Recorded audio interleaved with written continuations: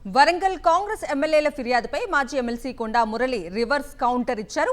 ఎమ్మెల్యేలు కడియం శ్రీహరి, రేవూరి ప్రకాష్ రెడ్డి, నాయని రాజేందర్ రెడ్డిపై గాంధీ భవన్లో క్రమశిక్షణ కమిటీకి ఫిర్యాదు చేశారు కొండా మురళి. స్టేషన్ ఘన్పూర్లో కాంగ్రెస్ ఎమ్మెల్యే అభ్యర్థి ఇందిరను ఇబ్బంది పెట్టడమే కాకుండా కాంగ్రెస్ కార్యకర్తలకు కడియం నష్టం చేస్తున్నారని కంప్లైంట్ చేశారు. పరకాలలో అక్రమ క్రషర్కు రేవూరి మద్దతు ఇస్తున్నారని ఫిర్యాదులో పేర్కొన్నారు. బీఆర్ఎస్ క్యాడర్కు రేవూరి సపోర్ట్ చేస్తున్నారని ఫిర్యాదు చేశారు. వెంటనే ఇద్దరి నేతలపై చర్యలు తీసుకోవాలని కోరారు కొండా మురళి.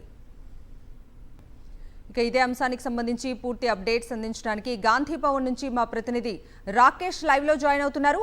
రాకేష్, ఎన్నికల ముందు తన మద్దతు కోరిన నాయని రాజేందర్ రెడ్డి ఇప్పుడు బీఆర్ఎస్ నుంచి కాంగ్రెస్లో చేరిన బసవరాజ్ సారయ్యతో ఇప్పుడు తిరుగుతున్నారు, తమకు వ్యతిరేకంగా పనిచేస్తున్నారు అంటూ కూడా ఆ లేఖలో క్రమశిక్షణ కమిటీకి ఇచ్చిన లేఖలో స్పష్టంగా పేర్కొన్నారు. దీంతో పాటు కడియం శ్రీహరి పైన కూడా తీవ్ర స్థాయిలో ఆరోపణలు గుప్పించారు. అక్కడ కాంగ్రెస్ పార్టీ నుంచి అభ్యర్థిగా పోటీ చేసిన ఇందిరను తీవ్రంగా ఇబ్బందికి గురి చేస్తూ ఉన్నారు.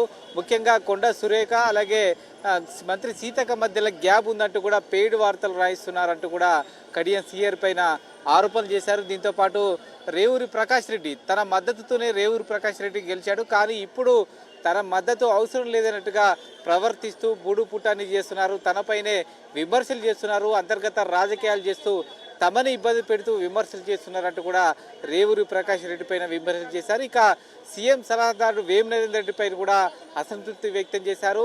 తన నియోజకవర్గం గతంలో ఎమ్మెల్యేగా పనిచేసిన మహబూబాద్ నియోజకవర్గం డీలిమిటేషన్లో భాగంగా తనకు దక్కకుండా చేశాననే కోపంతోనే వేం నరేందర్ రెడ్డి తనకు వ్యతిరేకంగా పనిచేస్తున్నారంటూ కూడా అసంతృప్తిని ఈ లేఖ ద్వారా క్రమశిక్షణ కమిటీకి తెలియజేశారు. దీంతోపాటు మరికొంతమంది ఎమ్మెల్యేల యొక్క అభిప్రాయాన్ని కూడా చెప్పడం జరిగింది. కొమ్మూరు ప్రతాప్ రెడ్డి జనగాం నుంచి పోటీ చేసిన అభ్యర్థి కొమ్మూరు ప్రతాప్ రెడ్డికి తనకు ఎటువంటి విభేదాలు లేవని కూడా ఈ లేఖలో పేర్కొనడం జరిగింది. అలాగే వర్ధన్నపేట ఎమ్మెల్యే కేఆర్ నాగరాజు ఎవరు పిలిస్తే వారితో వెళ్తారు, తాము పిలిచినప్పటికీ తమతో కూడా వస్తారు, తమకు కేఆర్ నాగరాజుతో ఎటువంటి ఇబ్బంది లేదంటూ కూడా ఆ లేఖలో పేర్కొనడం జరిగింది.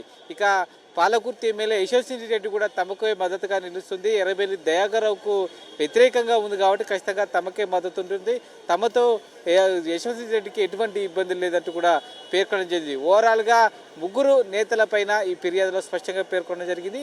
ఒకటి సీఎం సలహాదారుడు వేం నరేందర్ రెడ్డి అయితే మరొక ముగ్గురు ఎమ్మెల్యేలు కడియం శ్రీహరి, రేవూరి ప్రకాష్ రెడ్డి, నాయని రాజేందర్ రెడ్డి, ఈ ముగ్గురు ఎమ్మెల్యేల పైన కూడా ఈ లేఖలో ఫిర్యాదులు పేర్కొనడం జరిగింది.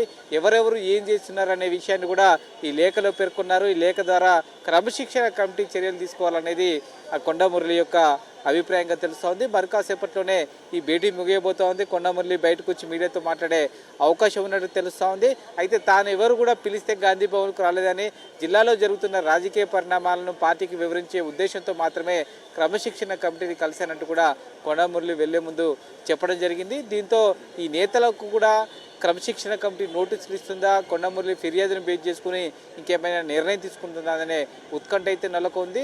భారీ జనంతో తన సన్నిహితులతో గాంధీ భవన్కు కొండా మురళి వచ్చారు. ప్రస్తుతం మెట్ల వద్దే అనుచర గణం అంతా ఉంది. ప్రస్తుతం లోపల క్రమశిక్షణ కమిటీతో కొండా మురళి సమావేశం కొనసాగుతుంది.